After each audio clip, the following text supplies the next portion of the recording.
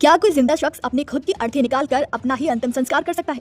सुनने में बड़ा ही अटपटा लग रहा है, लेकिन ऐसा सच में हुआ है। बिहार के गया जिले में वायुसेना से एक रिटायर्ड अधिकारी ने अपनी ही अंतिम यात्रा निकलवा दी। अर्थी पर लेटे, कफन पहना, मालाएं पहनी और फिर राम नाम सत्य है के नारे के साथ 4 लोगों के कंधों पर अर्थी पर लेटकर शमशान घाट तक पहुंच गए। बस जब चिता को अग्नि देने की बारी आई तो तुरंत अर्थी से उठ खड़े हुए और पूरे ड्रामे का दी एंड कर दिया। रिटायर्ड अधिकारी ने ये पूरा ड्रामा रचा 2 कारणों से। दरअसल रिटायर्ड अधिकारी ने लगभग 6 लाख रुपए की लागत से गाँव में मुक्ति धाम बनवाया है। लोगों की सेवा भाव के चलते उन्होंने ये सराहनीय कदम उठाया।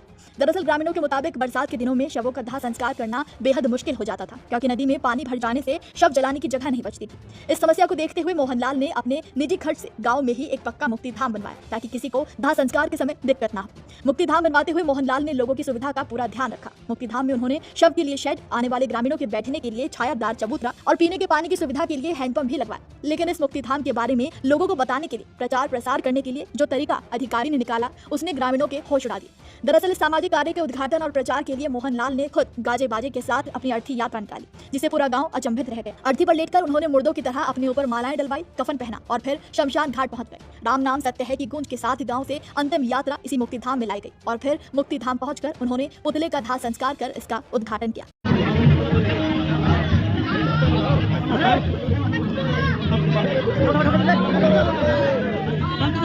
ऐसा करने के पीछे एक कारण और निकलकर सामने आया, जिसमें उन्होंने बताया कि उन्होंने अपनी अंतिम यात्रा इसीलिए भी निकलवाई है ताकि वो जान सके कि जब वो मरेंगे तो कितने लोग उनकी अंतिम संस्कार में शामिल होंगे। ये जानने के लिए 74 साल के मोहनलाल ने जिंदा रहते हुए मरने की एक्टिंग की।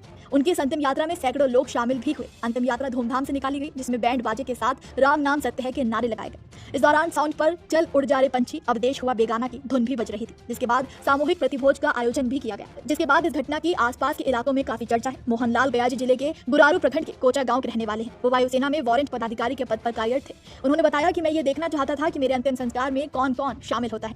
आगे उन्होंने कहा कि लोग मेरे मरने के बाद अर्थी उठाते हैं, लेकिन मैं ये दृश्य खुद देखना चाहता था और चाहता था कि लोग मेरे मरने के बाद कितना सम्मान करेंगे ये भी देख सकूं। मैं अपनी अंतिम यात्रा में शामिल लोगों को देखकर बहुत खुश हुआ हूँ। आप जो मुक्ति धाम बनाए हैं, जो शव यात्रा निकाले आप, उसका मुख्य उद्देश्य क्या है?